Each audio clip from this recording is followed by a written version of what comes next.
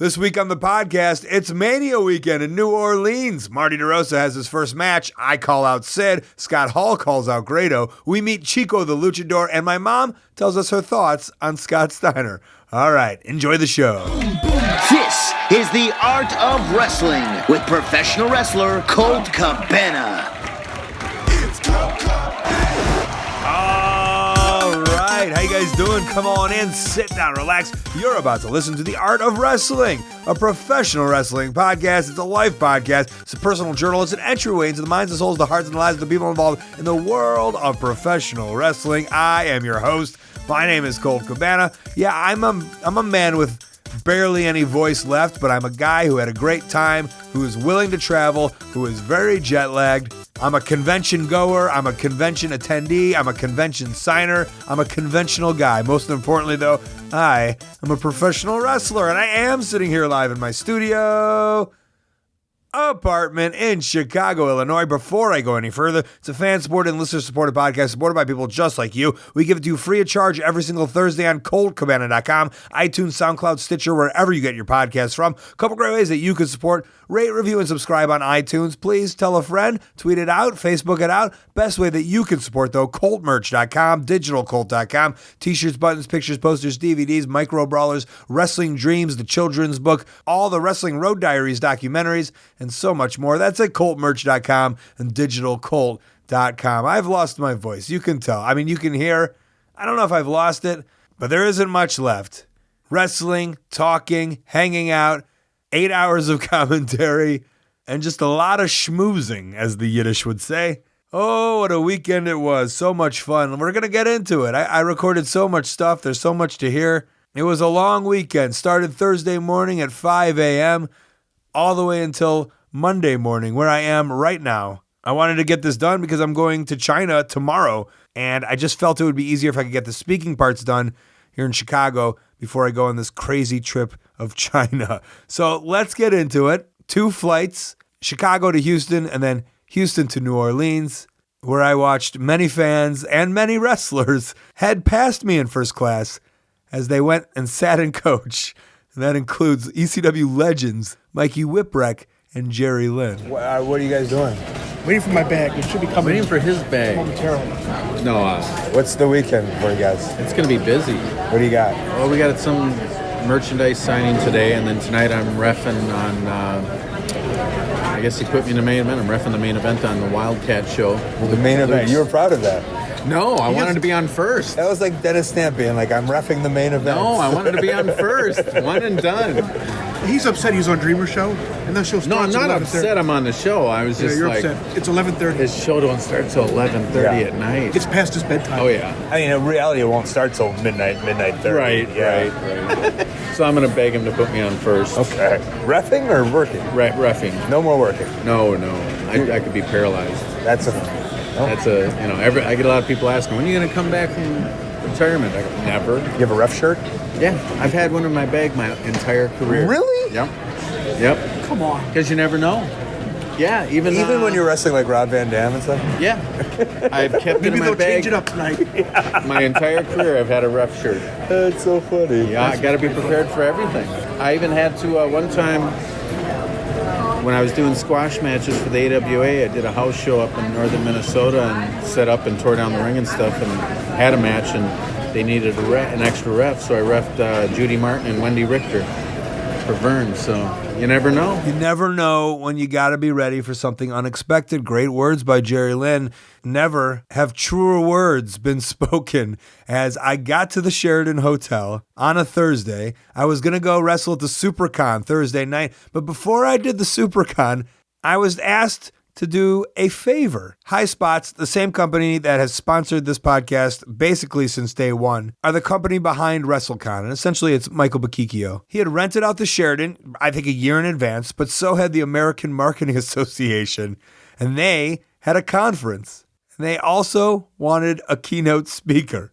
The AMA, they did a favor by allowing High Spots and Wrestlecon to have some extra space, so High Spots did them a favor and offered yours truly up to speak at this conference. So Deloney, I will introduce you off of this. Great.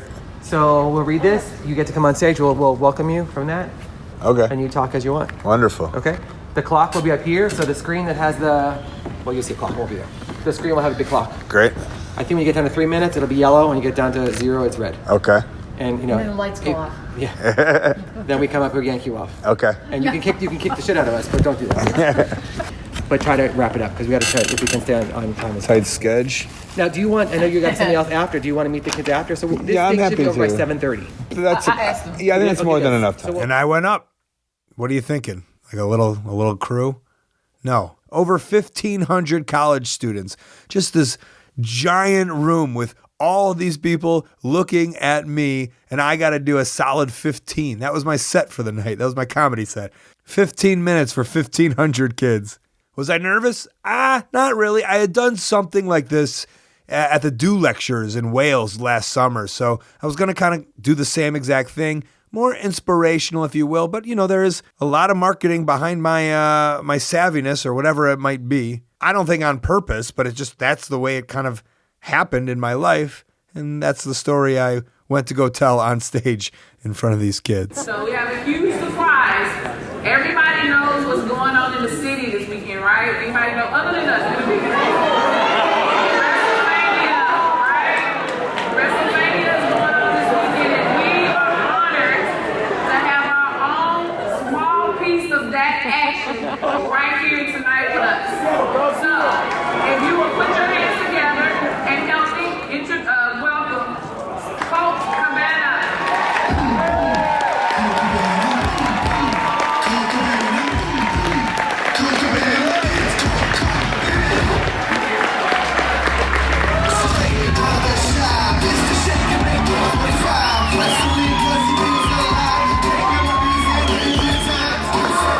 Hi, everybody. I love how sad everyone was when, oh, that's not John Cena. It really couldn't have gone more successful. There were two speakers.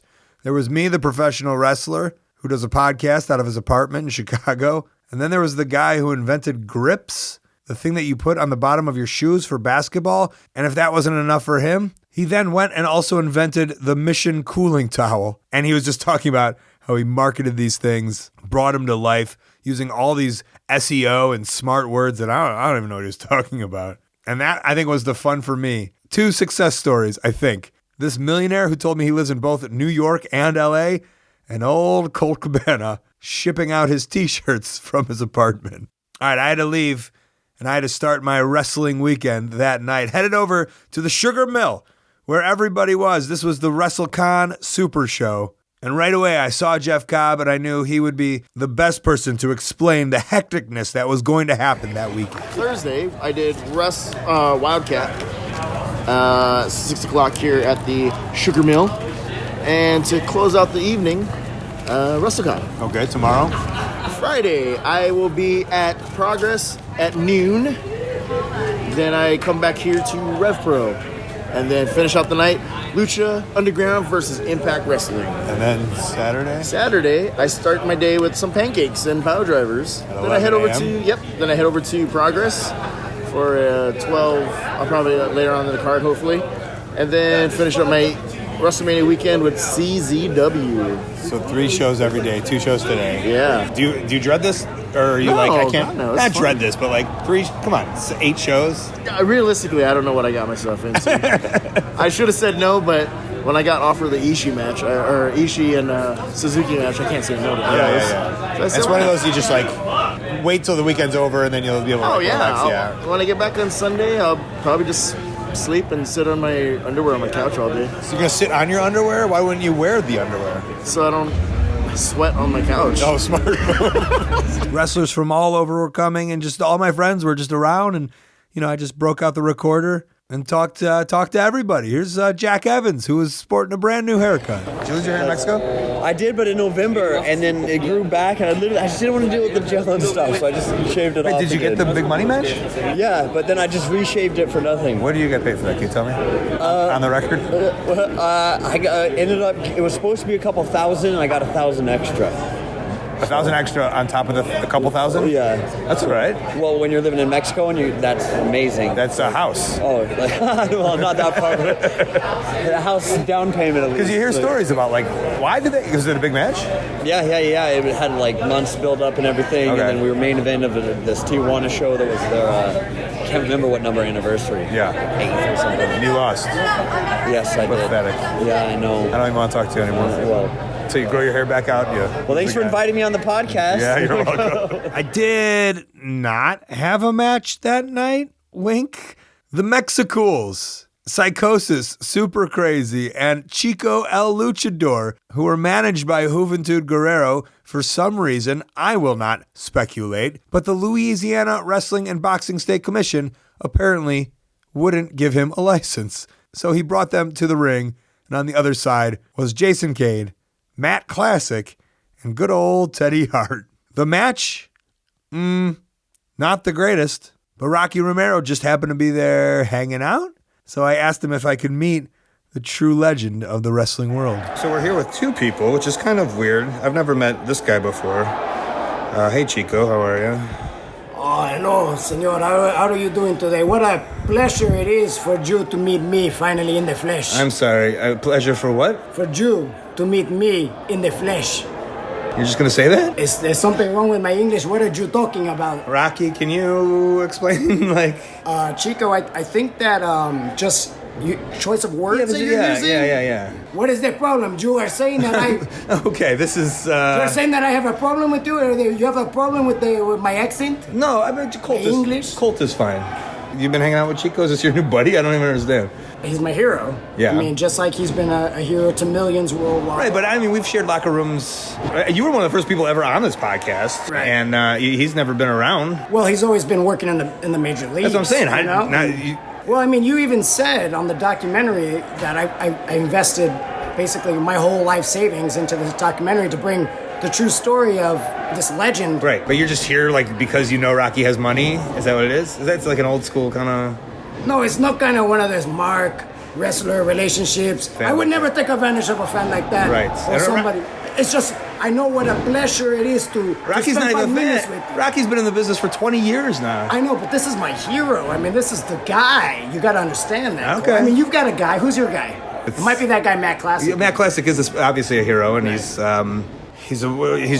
the world to me. But but you know, I would never pay money. I wouldn't spend my own money. You know. There you go again. You were making fun of the way I thought. No, I was saying because I'm a Jew. Jew are gonna have a problem. I'm a Jew. Discúlpame. I'm sorry, what? Discúlpame. What does that mean? Discúlpame. Oh, you're talking of something funny again, huh? Got super crazy over here laughing. You're too much, okay? Super crazy. Is that funny? Disculpa means sorry. Okay. Perdón. All right, there's too many luchadors in this locker room. I'm out of here. Good to see you, Chico. It was a pleasure for you to meet me. Okay, you got to stop with that. Every day is Chico Mania. Super crazy. You're into Chico Mania? Was Chico a legend in Mexico? I mean, you come from Mexico. You wrestled there for years. He's really, really legend in Mexico. What was your first year wrestling? 25 years ago. What year? I don't remember. I'm sorry, man. When you started, you gotta do the math. You should be able to do the math perfect. Okay. So you're 25 now. So no, you're 0 years old. 0 years old. And now you're tying his shoes, super crazy? Yeah. You're tying Chico's shoes.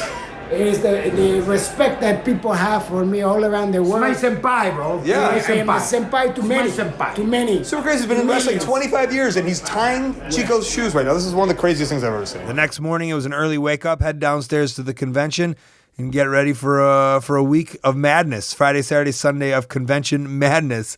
And the first people I saw were Matt McCarthy and Vince Averill of the We Watch Wrestling podcast. And Matt was excited to tell me that he was at the Wrestlecon Super Show and he witnessed something magical. Something that when I saw in the ring, I thought was also magical. I was told there's a story for me.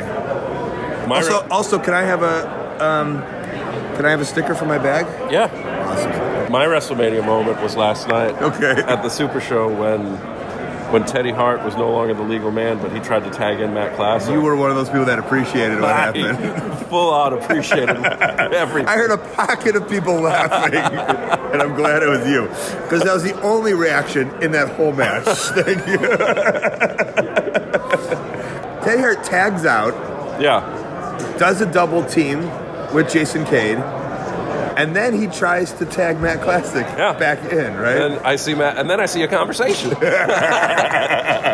then when it was all said and done, Matt Classic patted him on top of the head. And that's what is that? That's comedy at somebody else's expense, right? It's kind of mean. Those bully comedy. I suppose so. But I mean, Matt Classic's a salty veteran. You know, he's got to smarten up these youngsters. Matt and Vince went to the Super Show, and they went to a lot of shows. A lot of people had a lot of events. Actually, We Watch Wrestling had their own live podcast. But one of the overlying themes to these weekends is the nighttime madness. Now, you can't live vicariously through me. I don't have any nighttime stories. I didn't even go on Bourbon Street this time. I did last time, 4 years ago. This time, I just couldn't be bothered. For me, I really see this weekend as work, as the great Rihanna once said. But you can live vicariously through Grado. He was out every single night. Scott Hall last night at the bar was like, "Hey, Grado, man. Hey, man. When I heard I was working with you, I thought I was going to get the rub, but you were fucking brutal. You're the shits." In front of everybody, man, I was fucking devastated, man. Hey, you know what? I know I'm not the best wrestler in the world. You know that. You know what? I know that. And you know how I get. I'm just living the dream. I love it. I try my hardest every time I go out there. And for him to say that to me, man, I was like, fuck's sake, man. I was like, you're my actual hero. The amount of times I've got fucking steaming, watched all your YouTube shoots and just went, I love this guy. And then for him to say that, well... Did you tell him to fuck off? Well, as soon as he left, I went and DM'd him on Twitter because we follow each other. Yeah. And I said, what you said tonight at the bar was really embarrassing. Take that back, you bitch. You bitch. Call him a bitch. Okay, fuck it. Did he reply back?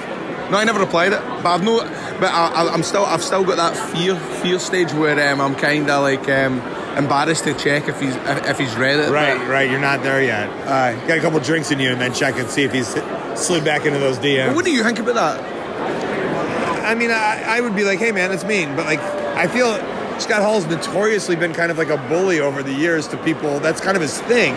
But I could see where he would be like he's the cool kid at the table. He's the jock a little bit. Right. He's the guy that picked on people to make other people laugh in high school. So do you think I've reacted in a bad way? You think I should have just went, whatever, blah, blah, blah, blah? I would have called him out on his shit. It's just because he's my hero, that's the only thing. I'm like, fucking... No, I mean, his eyes lit up when he seen me, and then he just done that. But well, whatever. But I mean, that was probably the worst thing that happened last night. I mean, I nearly got arrested last night for fucking pissing in the street in Bourbon Street. I had pizza in one hand. That's Dave Lagana. I had pizza in one hand and my willy in the other. And your willy? Aye. So you didn't get arrested? No, I never got arrested. But it's only right now. This is Friday. It's only Friday. I'm here till Monday, so there probably is. There's a good chance. There's a good chance that I might end up. Oh, I'd love that. I'd love to be arrested because I love to get my mugshot. Yeah, maybe you can get. Like, I feel so sorry for Bram. When you type in Bram into Google and you go to images, like the first thing is like his first 3 pictures is his fucking mugshot. If you got a mugshot, would you like be smiling ear to ear? I'd pretend it's like an 8x10. I'd be fucking like, oh, hacksaw Jim Duggan. Hey, speaking of fucking getting stuff done, I see Vicky Guerrero's over there, and I'm really considering paying the $20 for getting to say, excuse me. Dave Lagana just walked by me, man. Just no sold me. Dave Lagana, I know you're going to listen to this podcast, but you just walked by me right there and completely no sold me. And we go heat. So the shit stir that I am, what did I do? I went and grabbed Dave Lagana. He's right here. He walked right by me. The reason I didn't want to bother him, but he was happy to bother me.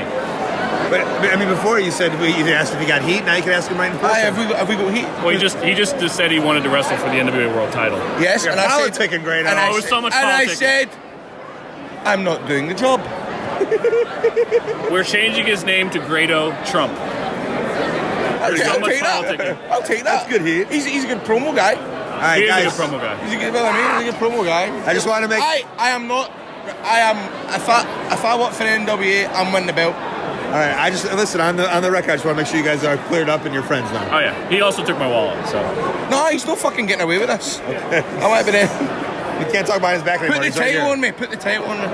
And that was while we were at Wrestlecon. There was so much stuff that happened while we were at Wrestlecon. I took pictures, I sold autographs, I sold my Wrestling Dreams book, and I had so many interactions. Some were taped, some were not. And for the next couple minutes, we'll kind of dive into some talks and some chats I had while at WrestleCon.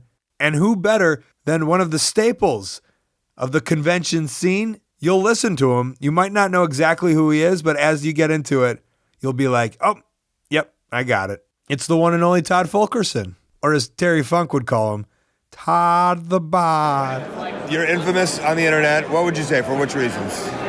Well, hell, every I'm getting tagged all the time because on those top 10 lists saying what the hell happened to the wrestlers and what went wrong with their lives. You always see me in bed with Sonny. Oh, you think it's the Sonny one? Yeah, so I'm in bed with Sonny. No. In my head, there's two. Well, there's a Scott Steiner one. The Scott also. Steiner one. You know, the Scott Steiner, that promo we were cutting was kind of hilarious because... Now, can you explain what, for the people that don't know exactly which one it is, because they can't see you right now. Okay, I gotcha. Give us a story behind it. Well, basically, you go back to there's conventions going on called, Wrestle Reunion. Wrestle Reunion lets you be able to do promos with wrestlers. So basically, I went ahead and did a promo with Scott Steiner, and he was, he's a good guy to be able to do this. So he just looked at me, dead-eyed, and goes, what do you want to do? I'm like, well, I improvise. So I'm just going to sit there and do my stuff, and you come in and do your stuff. I know you're a professional, so do whatever the hell you want to. Just don't hurt me. And he started laughing, so he did it. And basically from that point, I wanted to take out, Ric Flair. And I was thinking of something original. How do you take out Ric Flair? Well, he always wins. So what do? Get him drunk. Well, you could get him drunk, and 2 hours later, he's getting ready for a match. So we got to break his legs. So basically, get him drunk, break his legs. He's still going to wrestle. So how do you take him out? Well, he goes to Space Mountain all the time. So I thought, well, we'll get some chicks that have STDs and have them sleep with them. That's how. So right. And the way Scott Steiner thought that you were going to get all the STDs. Yeah, he thought, I'm going to get the STDs. He thought I was going to give him the chicks to give him STDs. So your plan was to get these women and ship them off to Rick. Give him STDs, weaken him down, get the pin, and win. But it was taken wrong. But hey, I can see that. I think it's freaking hilarious. There's lots of views. If you search on YouTube for Todd's Autograph Arena, you can watch the video. That's funny. And you can sit here and laugh about it, right? Oh, hell yeah. It's funny. I love it. I love when people come and acknowledge me and say hello. I'll see people staring at me all the time, and it's like, dude, just come up and say hi. I'm not going to be a dick. I mean, I'm a cool guy. I'll take a picture, whatever. I'll do a promo with them. Yeah, I've done it before. I don't care. I love doing it. All right, I'm going to play it for you. Then what we're going to do? We're going to fuck the women again. We're going to fuck them again. But guess what? All those nasty women, we just gave you a bunch of STDs, so you're so weak, we're going to just beat your ass in the ring, break your legs. You got STDs? Oh, hell, not me. I'm going to give them that. They have STDs, remember? Yeah, but if you got STDs, you got to give it to them. No. You can't not have STDs and not give it to them. Well, no. You just tell them what girls you're fucking, and I'll stay away from them. No, we fucked the pretty ones. They fucked the ugly ones, remember? Okay. The ugly ones have the STDs. Okay. So you're cool. All right. Yeah, we're all good. Booker T, Stevie Ray, you guys are going down. Yeah. All right, so keep in mind there's wrestlers from all over the world, all walks of life. The big one that I went kind of wild for is I saw Corporal Kirshner. I've never seen him at one of these things before. I also saw Sid, who is advertised but is known to never show up for his advertisements. And he no-showed AIW. They did a podcast where they played the conversation that they had on the phone. They legally looked into it, and you were allowed to do it. And so, I said, hey, someone's got to stick up for the little guy. He's notorious for doing that. So he walked by, and I opened my mouth. Sid, AIW wants their money back. Sid, remember when AIW bought that plane ticket for you? And you just didn't show up? You just didn't show up? No? He was looking right at me. Holy shit. He's gonna kill you. He's gonna kill you. I got to spend some time with the genius, Lanny Poffo. Hello, Colt Cabana. Are you still on the happy bus? I'm on the happy bus, and I think about Red Bastien every time I tell that story. Yeah. What a nice man. Did you get any feedback from when you told the story of the happy bus on my podcast after that? You wouldn't believe it. All the fans, there's a lot of positive energy from that podcast. I felt it when we were doing it, and I was very proud of it, and a lot of fans came up to me. Did you hear me on the podcast with Colt Cabana? I did. Yeah. Yes, we did. The podcast is awesome.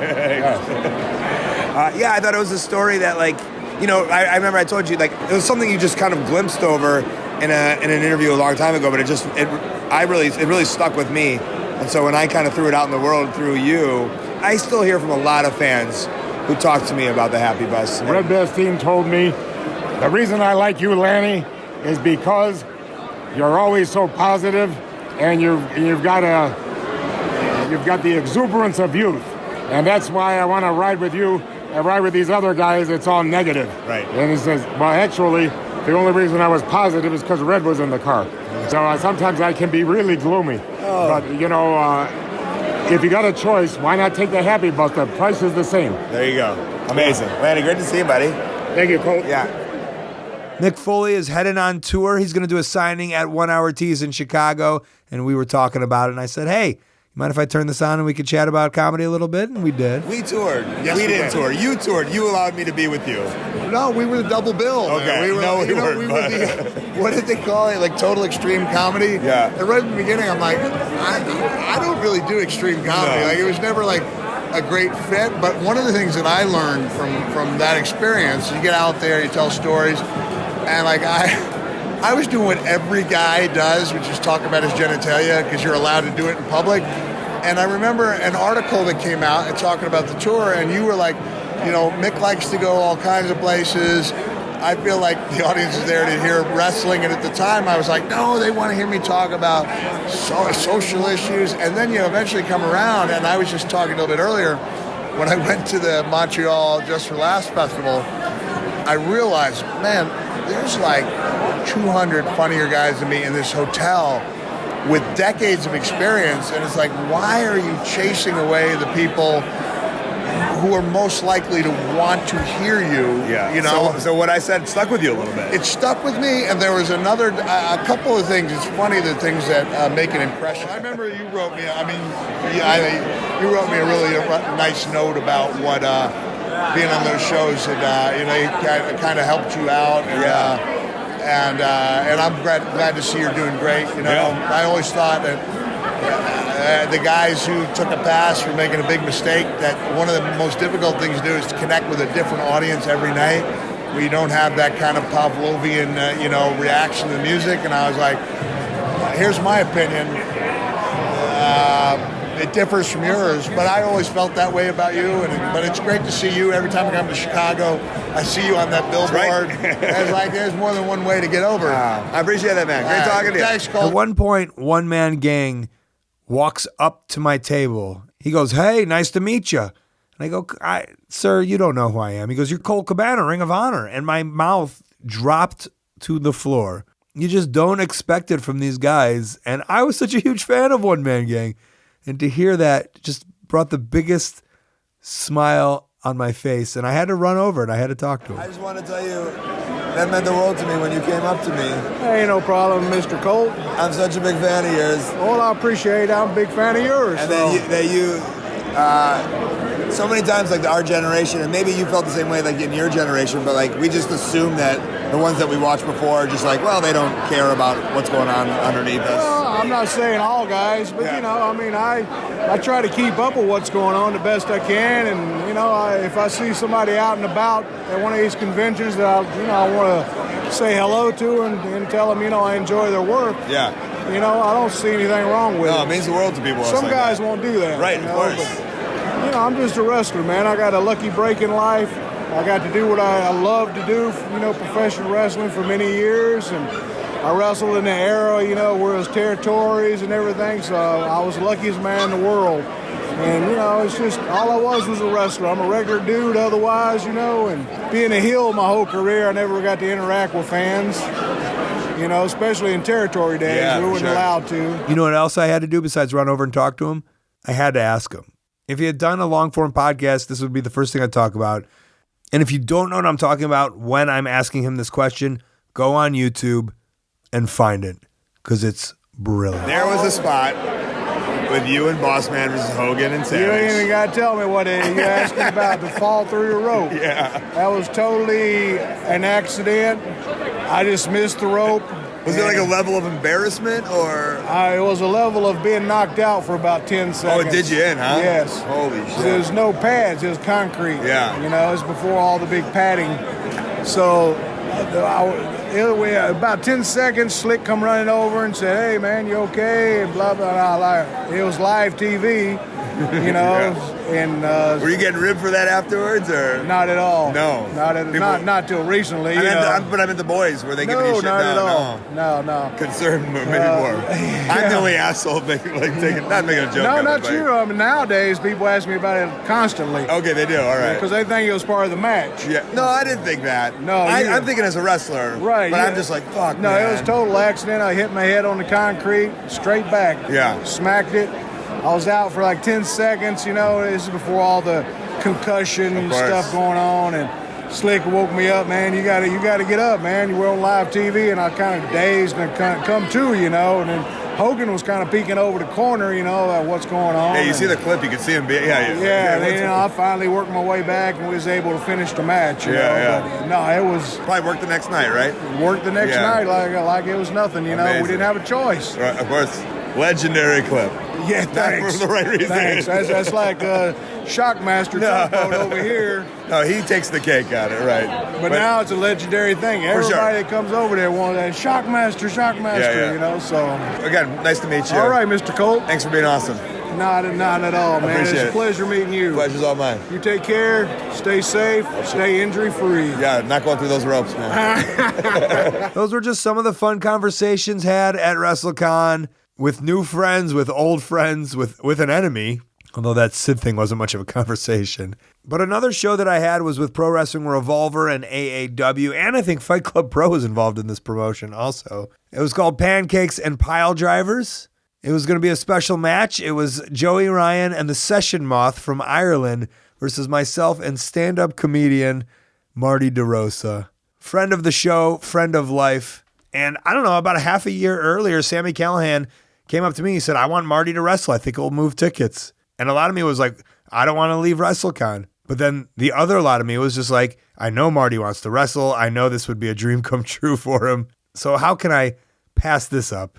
And the match was booked, and Marty was getting super nervous. And we met up in the hotel. We did a little strategizing. And then that's when I asked Marty his thoughts on his upcoming event. Now, Marty, we're not breaking any kind of kayfabe here, brother. Okay. But we just went over our game plan for tomorrow. We strategized. We know who our opponents are. We know what our strong points are, our weak points are me. Yeah. And we try to come up with the best game plan possible. Tell me about your nerves before coming up with the game plan and now where you're at now, and we haven't had this match yet. Okay. Pre-game plan. I should have talked to you before, but I haven't. Well, you were messing with me, I think. I think you were messing with me. When we do comedy stuff, I always kind of tell you, like, oh, we'll just kind of figure it out there. And I always get super and you pissed always off. get super pissed off and nervous, and not nervous, or whatever, a little nervous. I'm just like, I'd really appreciate it if we kind of did this.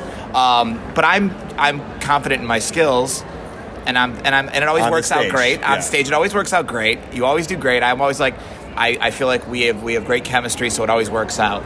So with the shoe being on the other foot, I'm out of my element. I haven't done anything since like backyard wrestling. I did a little training, and it was like that alleviated some of the nerves. But you just kept being like, well, I'll figure it out. And I was like, I knew you were messing with me. And it was like kind of revenge. But also I was still kind of like, man, I am so nervous. And I've done stand-up, I've done all these things, but nothing made me this nervous before. And I'm just like, oh God, what if I mess up? What if, and like Sarah would sometimes ask me like, what is your biggest concern? What do you think's gonna happen? And it's just like everything going wrong, everybody hating me, everybody booing me, you looking at me like, what are you doing? So once we strategized, it alleviated a lot of the fear. And then it's kind of that thing of like, well, if if everything kind of works out, like, I think it'll be real cool. Okay. So you're in good spirits right now. I'm in good spirits right now. Now, when we're backstage and the music hits, my fear is I don't have like a Davey Boy Smith SummerSlam moment where I'm just like, I forgot everything. Well, you do know the backstory behind Davey Boy. Well, yeah, and I'm not going to smoke crack before this, which is any good wrestler before your big match. Don't smoke crack, allegedly. Thank you. But yeah, I know how that goes. But I think I'm now hoping that I'm hoping for the best, and I think that if all goes according to strategy, it'll be a lot of fun. Okay. We did the match. It was 11 a.m. We were on second. It was fun. So much fun. A lot of GIFs, a lot of memes, a lot of clips coming out of this one. Something that you definitely have to watch. The people showed up, and boy, did they cheer for Marty DeRosa. And a star was born. He did the spots. He did the bits. He was an athlete. It's funny. I have a producer's credit on the Chris Gethard show, which is now on True TV, for a wrestling match that involved myself, X-Pac, Rhino, and Chris Gethard versus Vacation Jason, John Hamm, and a coconut and a pineapple, which was played by Pat Buck and Kurt Hawkins. And that was so much fun. Essentially, the people at Funny or Die or the Chris Gethard show, they, gave me the credit of producer, but essentially in the wrestling world, I was an agent. I put the whole thing together, and I love that formula. I love that kind of puzzle making, taking what people can and cannot do and putting it together and it resulting in a product. And so for me, that part was super fun, knowing that there's a lot of limitations in there with Marty DeRosa, but they were few and far between. I mean, he's not going to go out there and do some Johnny Saints shit, but he was definitely better than a lot of wrestlers I've wrestled over the years. So we did it. We lost, but it was still great. Post-match. Yes. First of all, he did it. I did it. Second of all, he did a top rope Frankensteiner. Yes, I did. I haven't done that in almost 20 years. Did you guys have a ring back then? We had a ring. We bought it from the Nightmare Ted Allen. Oh, okay. Yeah. So take me through everything. Okay, when we talked strategy, I felt pretty good, as we talked about. When we talked about that, hey, I think I do this thing, and you were a little like, all right, I hope you're okay. What thing? The Frankenstein. Oh, okay. And then there was a little like, just be careful. And then I was like, oh no, is this a bad idea? I have to say though, once we got out there, I don't know, I like to think it was the performer in me kind of kicked in a little bit. And I was like, all right, everybody was so awesome. It was a little bit like a blur where it went by so fast. Yeah. And then parts of it, I just remember like being like, all right, I know what I need to do here. I need to... It must be like stand-up. Like once you won them over right away, they were chanting for you. I assume they were good. And that alleviated a lot of the fears. Right. That's like in stand-up if you're at a show and the crowd is just bad and you get that first joke off and they laugh and then you're kind of like, okay. So for us, when we came out, everybody was really cool. It felt really good. But then it was that thing of like, here we go. And in my head, I thought I was just going to go blank, jello in the legs, not know how to do anything. And fortunately, I think we did. I think we did all right. Yeah. Look at you. You're all smiles. I'm all fucking amped up. I'm sure when the adrenaline wears down, I'll be there'll be some aches and pains. Session Moth lit me up with those chops. They hurt. I gotta say, those chops kind of like brought me down to earth, and it was like, oh wow, this really hurts a lot. And the Bronco Busters that she gave me were fucking hurt a lot. They really they would like knock the wind out of me emotionally and physically. But I think we had a lot of fun there. And once it was over, once that bell rang, it felt so fucking good. Yeah. So thank you for being my pro wrestling big brother and helping me through that. And I think we told a real story there. After the match, I headed back to Wrestlecon. I stayed there for a couple hours. Then it was time for me to go on over to Ring of Honor for Supercard of Honor, where I would be doing the commentary with Ian Riccaboni, and just watching the people file in was mind-blowing. Ian, we're about to start this pay-per-view. Absolutely cool. I can't wait, man. This is crazy. We had 3,600 last year, 5,800 this year, and the roar during the pre-show matches was incredible. Like, kind of spooked me. We can see everyone filing in. We're about 5 minutes away, so we're outside in the announcer's booth, I guess, as everyone's filing in, and it's going to start. And hey, I'm looking forward to calling the match with you. I'm looking forward to it. The match is. Every match is huge. I mean, Ring of Honor's on such a tear right now. Cody, Kenny, Dalton, Marty, and everything in between. I can't wait. Our warm-up ritual today was to go to the back and get some lozenges. So yeah, that's a Tony Schiavone tip. Yeah. Tony gave me the lozenge tip. Oh, we don't plug other podcasts on this show. Just a friend. Okay, I'm like kidding. Biz Marquis. Are you friends with Tony Schiavone now? A little bit, yeah. I got that secret announcers podcast when you host a wrestling show. You get the dial-in number every week for like. Oh, I didn't get that number. It's like the Justice League. It's only for the play-by-play guys. Ah. Yeah. Kevin Kelly's on it. JR's on it. Us color guys are we're changeable. We're replaceable. I don't know. No, you're one of a kind. Thank you. We need you here. It's not the same without you. All right, you ready to do this? Yeah, let's do it. All right, buddy. I have been on a lot of Ring of Honor shows with very few people. Buffalo, New York, Massachusetts, Milwaukee, Wisconsin. But here in New Orleans, a giant arena, mind-blowing. The show itself, I think, was great.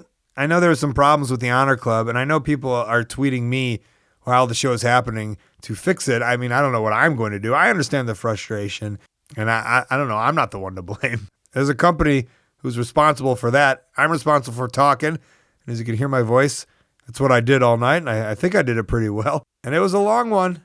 It was a friggin' long one. And afterwards, I'm hanging out in the locker room and I see the Hangman there and I just ask him his thoughts on the match. It was fun. We went overtime some, but really, yeah, whatever. The whole show did. Yeah, It's 12:30. We're still sitting here. Yeah, we're done with the show. It's 12:30, and you bring up a good point. Is I got here for I got here for 3:45 for this game, but they were here at noon, right? Yeah, fans were here they were probably the first thing here was 12:30. So they were here at 11 or earlier, I'm sure. Right. So the people have been in this building for over 12 hours. Fuck. I can't imagine. And they were fairly invested in the main, right? Yeah. Good Lord. And you wrestled Ibushi. Ibushi, man, so fun. He's over. Oh my God. Yeah, you just slow down and let things register a little bit with somebody like that. It's great. Have you taken anything this weekend? You too much illicit drugs? No. Have you taken in anything? Oh, taking it in? Yeah. No, I haven't. I got here almost midnight last night and then slept, spray tan, came straight here. I've seen this building, legit, that's been it. And the drive here, I stopped at the CVS and bought a water. See, I feel so bad for the Ring of Honor contract because WrestleCon and all this stuff, it's such the Wild West and it's so much fun and it's such a gamble of if you're going to make money, if you're not going to make money, and what shows you're going to do. But Ring of Honor is just one show in and out, just like every other weekend. And that's when stuff gets kind of like WWE, boring. In, out. Yeah, I get it. I miss doing the WrestleCon stuff. The last time we were here in New Orleans, I was working the WrestleCon, with the iSpots guys. You know what I mean? Yeah, I did the 12-hour ride from, to Charlotte that was, and then down here. Last time it was here. Yeah, right. 4 years ago? I don't know. Yeah. So I was working the WrestleCon. And then tonight, 6,000 people. Here I am. But I miss that. Mm-hmm. It is the Wild West, and it's just you just see the most random. The best. It's ridiculous. My favorite one today was Mick Foley was signing, and his table was a long line, and then Mr. Hughes just sat down at his table and was trying to sell autographs and everything. So this is what you're missing out on. I miss it. Yeah. I guess I didn't think you know what I mean? It's chaotic when you're doing it. I didn't think that'd be something I'd miss. But damn, I'm here and there's all this wrestling in New Orleans, and all I know is this building I've been in all day today. That's it. I'm going home in the morning. I don't know anything. You're going home tomorrow morning? In and out? Tomorrow morning, yeah. Well, you're missing a great experience. Right, yeah, I know. And I know what I'm missing because I've done it. Yeah. Well, hey, next year if you want to work the tables for High Spots, I'm sure they'd let me. I'm sure they'd give you $20 and a free ticket to the show or whatever it was. I'll be doing subway runs for guys and taking tickets and stuff. I did one of the WrestleCons. It might have been here. Mm-hmm. Would Generico have been here 4 years ago? I think so. Yeah. I think me and my buddy worked the WrestleCon here, and you and Generico asked me and my buddy to go get you guys sandwiches from Subway. And we were taking tickets from somebody, but Colt Cabana told me to go get him sandwiches, so we went, and we got in a ton of trouble. Did you really? Small little story. Yeah, somebody tweeted me about that the other day, about me running to get you sandwiches. I don't know how somebody knew that, but And today I got you sandwiches. You didn't give me a sandwich. I know, but it would have been a good story. yeah. The weekend it's not over though. I get back at around 1:30. I go to bed, and I got to be up early Sunday morning for more festivities. It's Sunday morning, and I'm about to go to a breakfast with the fans, and then go to Wrestlecon. The weekend is winding down. Just to give you a picture of, I guess, life on the road, I'm sitting in my hotel room, and I'm in my bed, but I'm not the only one in my bed. All right. Happening.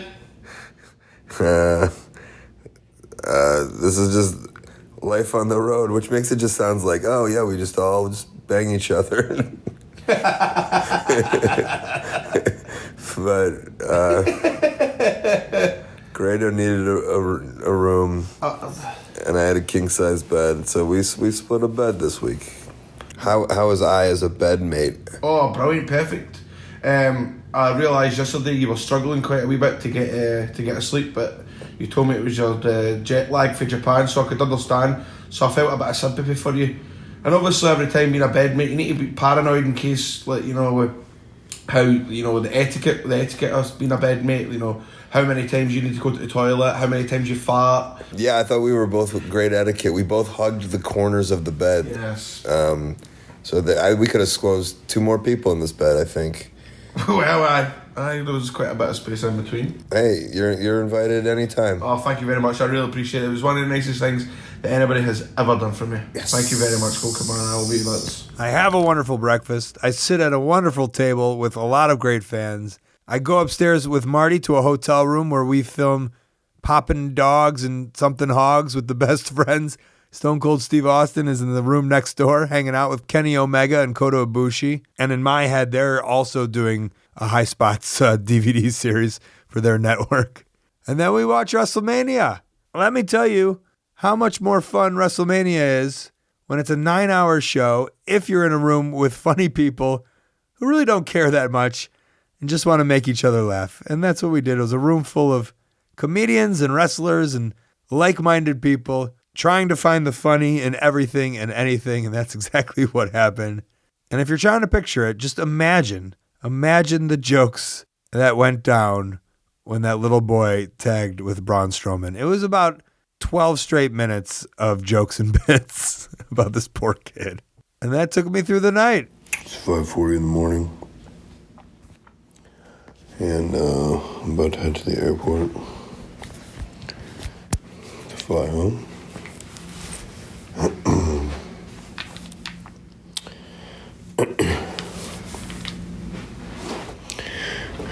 And go to China tomorrow.